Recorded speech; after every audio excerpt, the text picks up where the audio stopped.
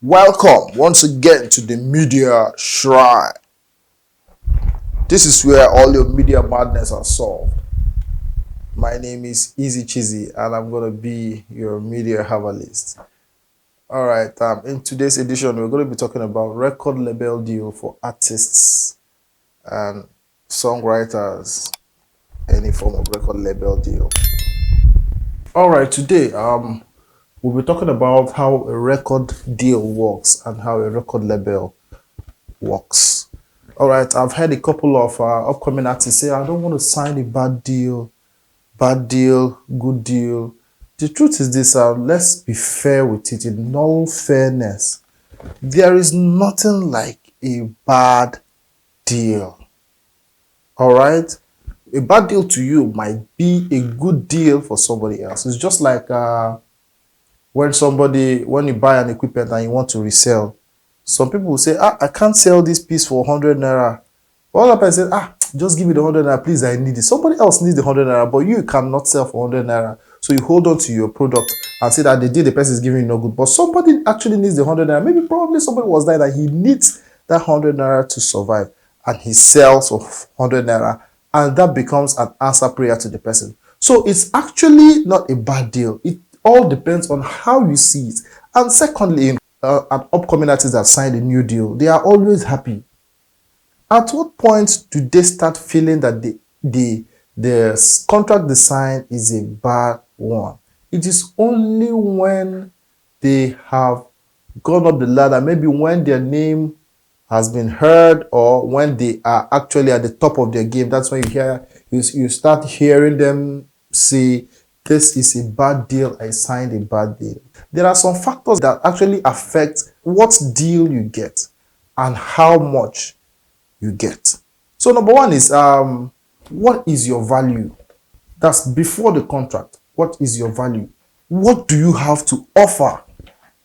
All right, if you are a very good artist, that is one. If you already have a platform, that is another step. If you already have a platform, they are not going to spend much of their resources trying to build your fan base because you already have a fan base they can leverage on to grow. So this is your value. And once you don't have this thing, it's just only your talent. You don't even have clothes. You don't even have a place to stay. You don't even have any of this fan base. You don't even have anything to apart from your talent. It becomes more difficult for the record label because they are going to spend more money bringing you up or investing in you for you to get to the level where you will be consumable, like your songs will be consumable, not you. All right, so and that is one. Secondly, for upcoming artists now, I'll have to tell you this in all fairness. Your first contract are most times not too nice. Your first contracts are not nice. They don't get nice because either the marketer or the record label or whoever is going to take a lot of whining to start the engine rolling.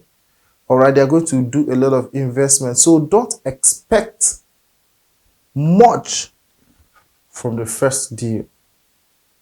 But a piece of advice on the first deal is don't sign for too long, especially when you believe yourself that you are going to do well. With the push that the record label is going to give you, that you're going to be at the peak of your game, you can just don't sign for too long so that you don't get stuck.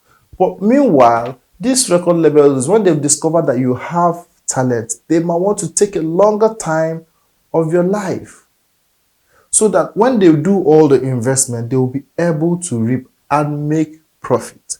Note, the record label is in this for business. They are investing their time, they are investing their money, and they're investing their resources. You wouldn't want them to invest all those, and at the end of the day, they don't reap it back.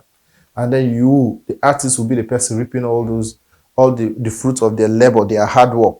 So it doesn't really work that way. So if you believe yourself, you can actually negotiate for let's say 5 years contract instead of going for 15-20 years contract while you're alive. You understand? So 5 years contract is fine.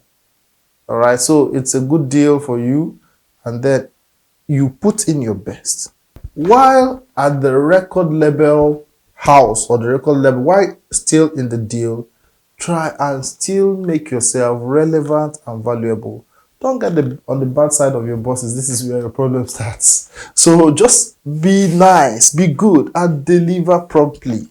All right. So when you deliver promptly, when you deliver, your record label boss or your bosses will be glad of they will be happy with the income you bring in. They'll be happy with your what do you call it, your input in the company, your the what you are generating for the company. They will be happy with you, and therefore if they choose to increase your deal, fine and good. But let me tell you this in all categorically, in all fairness, there are no bad deals. There are no bad record label deals. It's just what you get, what you order for is what you get. What you sign for is what you get. What affects your leverage to the what you sign is what you have. What value are you bringing along with you? If you're bringing a value along with you and then you're coming to record label to sign you, then they check your value is a very good asset. They can actually give you a better deal.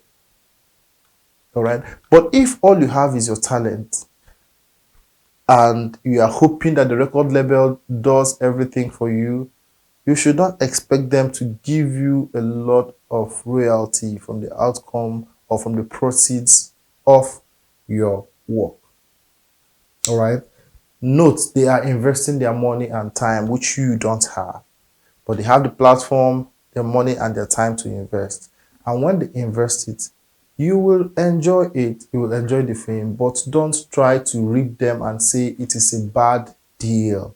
At the end of the day, when you have gotten fame, or when you feel like people have known you, or when you feel like your work is doing well, and then you now start feeling like they are short paying you, that is not right at all. Because you actually saw this contract before you signed it. And finally, before I drop my case, there are no bad deals. If you are an upcoming artist and you want to sign a deal, sign for shorter time and then put in your bet and then make yourself valuable. Make yourself valuable. Don't just go to the record label and waste your time and money, sit down and just go around, do things anyhow you want it, and then expect payment to be coming in every time. At some point, they'll get tired and just drop you. It's their right. Yeah. So I hope I've been able to make these points clear that there are no bad record deals. What you sign is what you get. But be careful in what you're signing and make yourself valuable. Read through your contract terms and understand it perfectly well. If you don't understand it, please engage to interpret what is in the term for you so that you get to understand, so that you don't get stuck along the way, or somehow one way or the other don't get stuck. So please stop antagonizing the record label. They've done nothing wrong to you. They only help your career. Cheers. See, we'll see you next time. Do have a nice day.